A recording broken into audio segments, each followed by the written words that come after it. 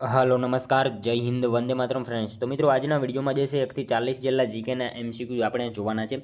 મિત્રો નવા સિલેબસ મુજબ જે છે આપણે દરરોજ આવા જીકેના વિડીયો જે છે લઈને આવીએ છીએ. ચેનલ ઉપર નવા હોય તો ચેનલને ખાસ સબસ્ક્રાઇબ કરી લેજો. દરરોજ આપણી ચેનલ ઉપર આવા જીકેના વિડીયો તમને જોવા મળશે. મિત્રો આવનારી એક્ઝામ જે છે કોન્સ્ટેબલની એમાં વિડીયો જે છે તમને ખૂબ અને ખૂબ ઉપયોગી થવાનો છે.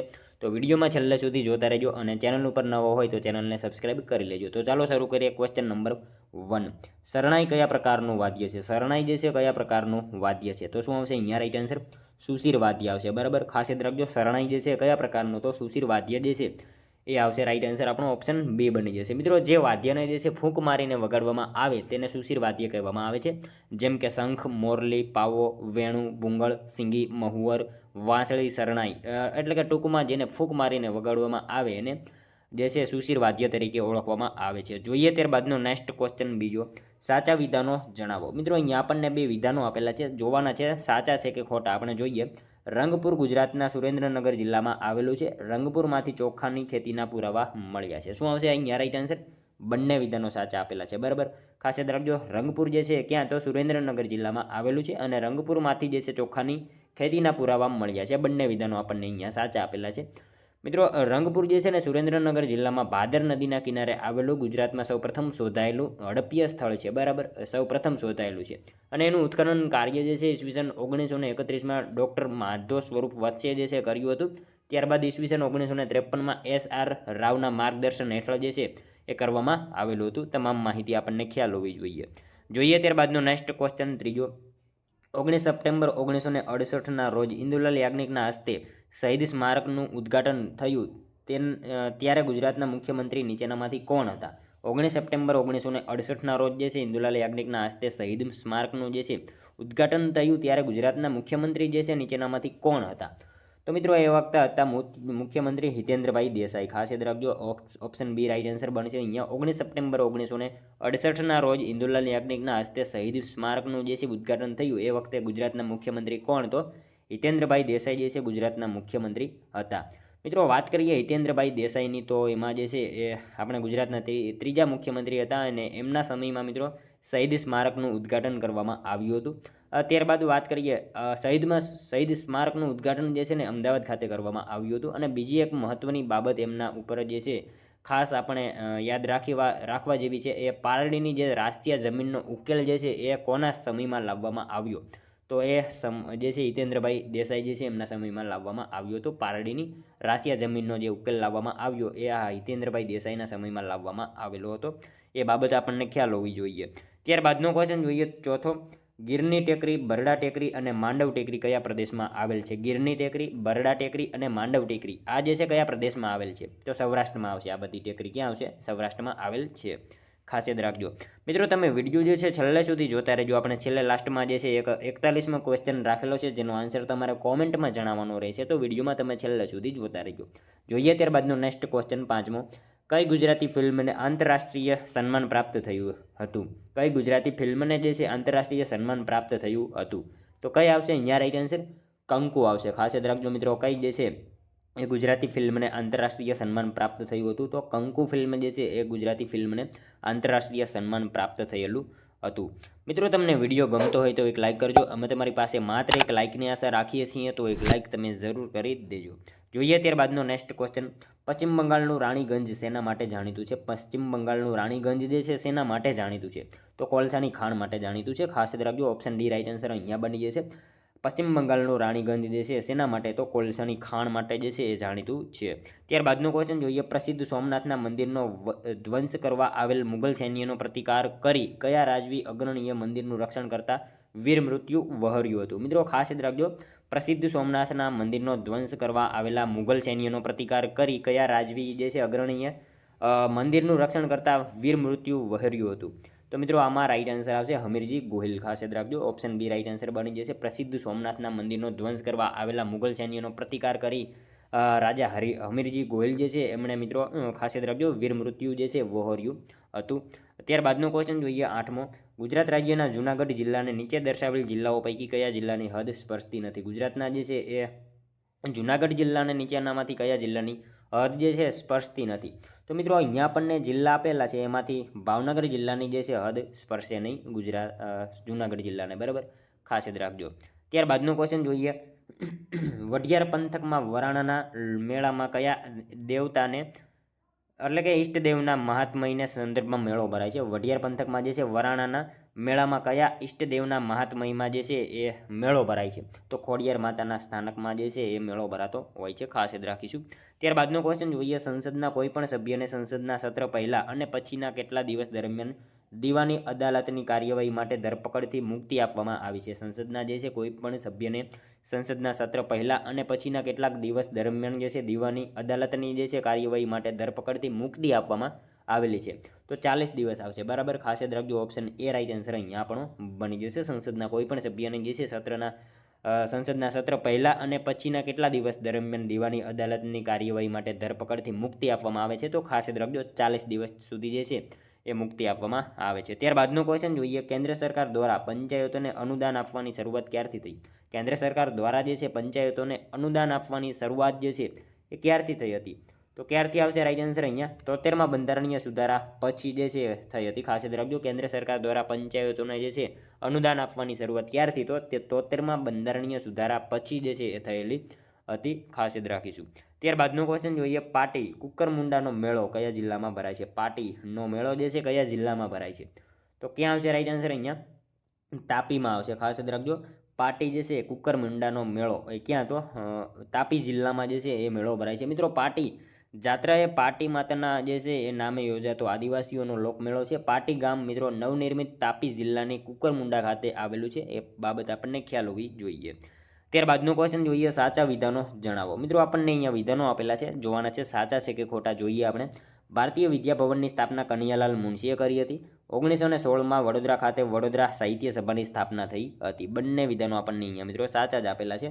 ભારતીય વિદ્યાભવનની સ્થાપના જે છે કોણે? તો કનૈયાલાલ મુનશીએ કરી હતી. અને 1916માં વડોદરા ખાતે જે છે વડોદરા સાહિત્ય સભાની સ્થાપના થઈ હતી. બંને વિધાનો સાચા આપેલા છે. મિત્રો વાત કરીએ સાહિત્ય સંસદ પછી જે છે 1938માં કનૈયાલાલ મુનશીએ જે છે મુંબઈ ખાતે આવેલ આ બીજી સંસ્થાની સ્થાપના કરી, પ્રેમાનંદ સાહિત્ય સભા 1916માં, બરાબર.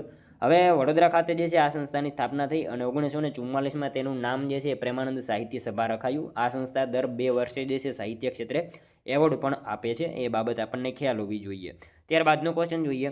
સનેડો મૂળ કયા જિલ્લાના ગ્રામ્ય ક્ષેત્રમાંથી ઉદ્ભવેલ લોકનૃત્ય છે? સનેડો જે છે કયા જિલ્લાના ગ્રામ્ય ક્ષેત્રમાંથી ઉદ્ભવેલ એક લોકનૃત્ય છે? તો કયા જિલ્લામાં આવશે? પાટણ જિલ્લાના એક ગ્રામ્ય વિસ્તારમાંથી જે છે ઉદ્ભવેલ લોકનૃત્ય છે, ખાસ યાદ રાખજો. મિત્રો સનેડો મૂળ શબ્દ જે છે સ્નેહડો પરથી ઉતરી આવેલો છે, જેનો અર્થ થાય છે પ્રેમ અથવા તો સ્નેહ, બરાબર.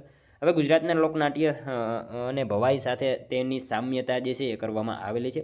ગુજરાતી લોક કલાકાર અરવિંદ બારોટ અને મણિરાજ બારોટ ભાઈઓએ જે છે એ સનેડાને ગુજરાતી પ્રજામાં લોકપ્રિય બનાવ્યો છે. ત્યારબાદનો ક્વેશ્ચન જોઈએ. દેલવાડાના દેરાસર સંદર્ભે સાચા વિધાનો જણાવો. દેલવાડાના દેરાસર સંદર્ભે જે છે સાચા વિધાનો જણાવવાના છે. તેનો સ્થાપત્યકાર શોભનદેવ હતો. તેનું નિર્માણ વસ્તુપાળ અને તેજપાળ દ્વારા કરવામાં આવ્યું હતું. બંને વિધાનો મિત્રો અહીંયા આપણને સાચા આપેલા છે. એનો સ્થાપત્યકાર જે છે શોભનદેવ હતો, સાચી બાબત છે.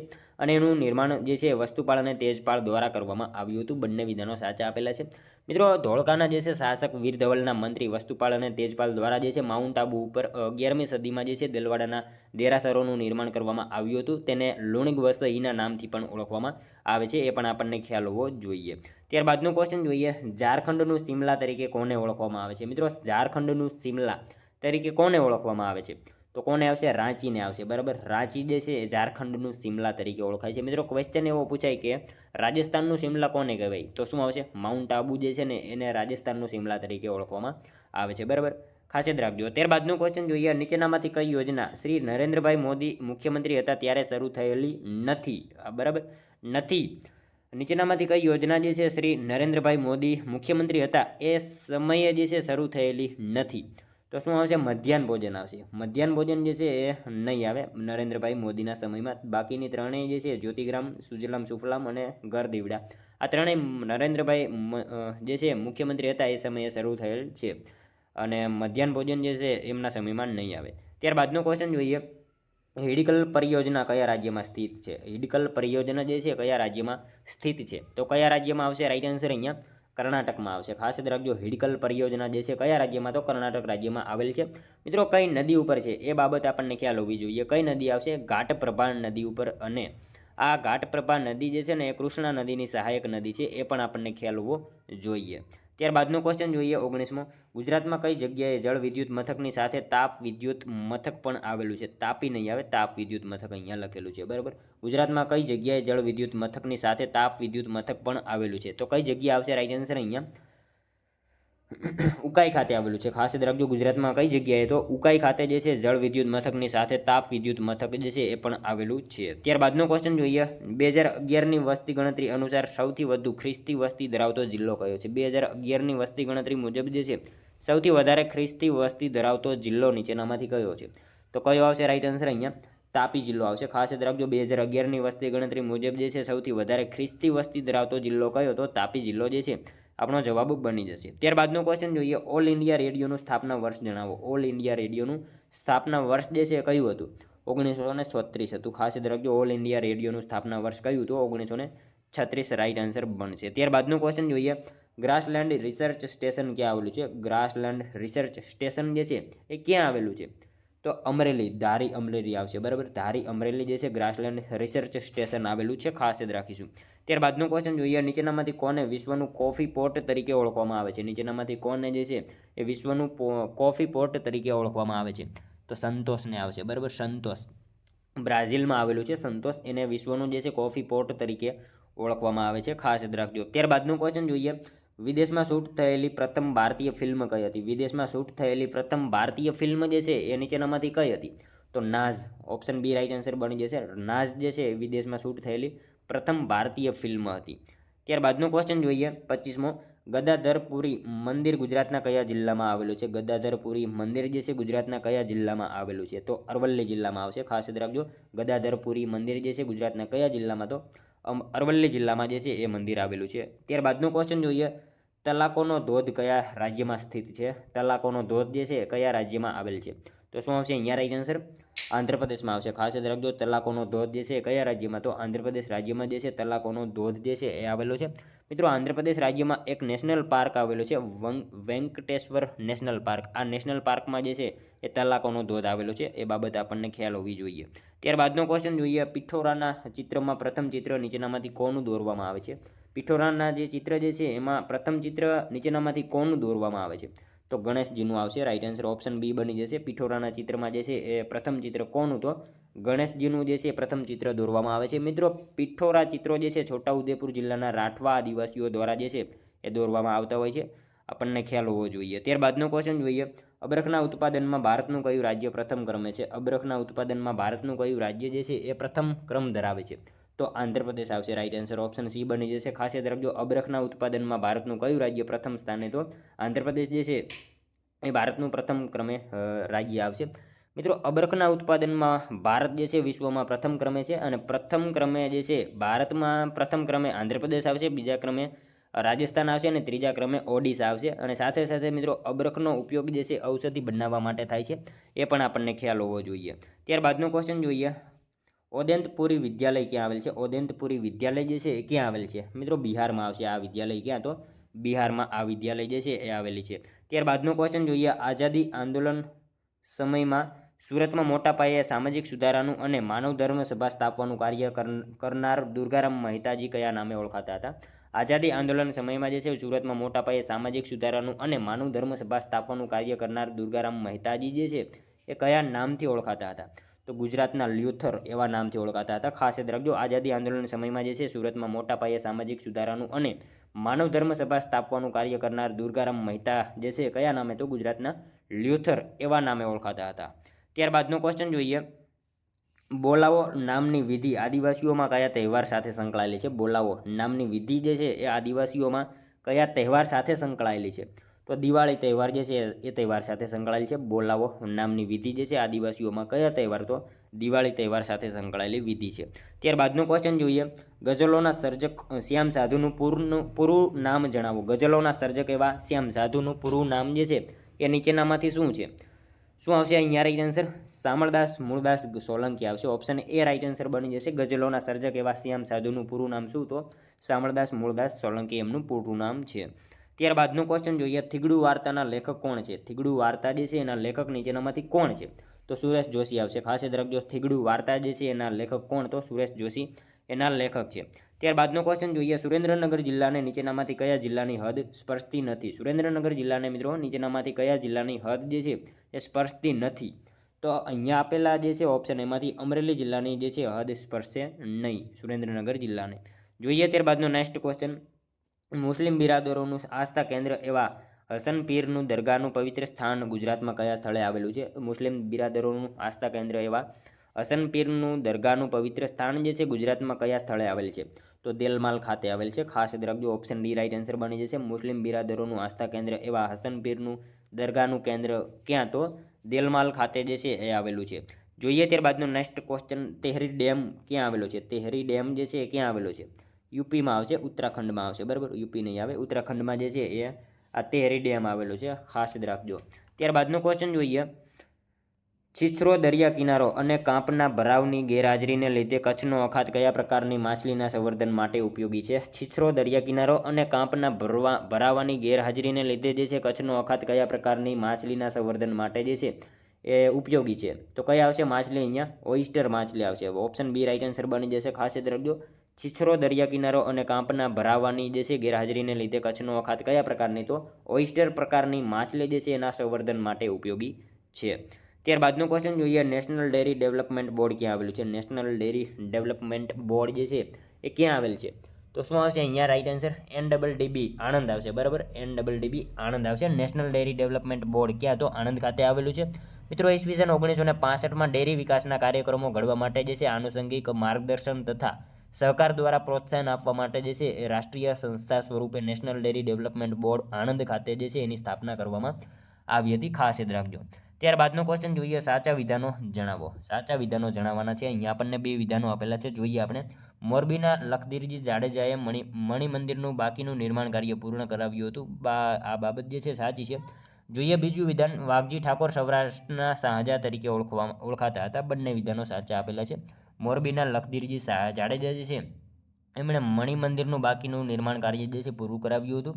અને વાઘજી ઠાકોર જે છે સૌરાષ્ટ્રના શાહજહાં તરીકે ઓળખાતા હતા. બંને વિધાનો આપણને અહીંયા સાચા આપેલા છે. મિત્રો વાત કરીએ લખધીરજી જાડેજા વિશે, તો એમણે મિત્રો મણિમંદિરનું નિર્માણ કાર્ય જે છે પૂર્ણ કરાવ્યું હતું. એમણે નવલખી બંદરનું પણ નિર્માણ કરાવ્યું હતું. એમણે મિત્રો મર્કેન્ટાઇલ બેંકની શરૂઆત કરાવી હતી. એ પણ આપણને સાથે સાથે ખ્યાલ હોવો જોઈએ.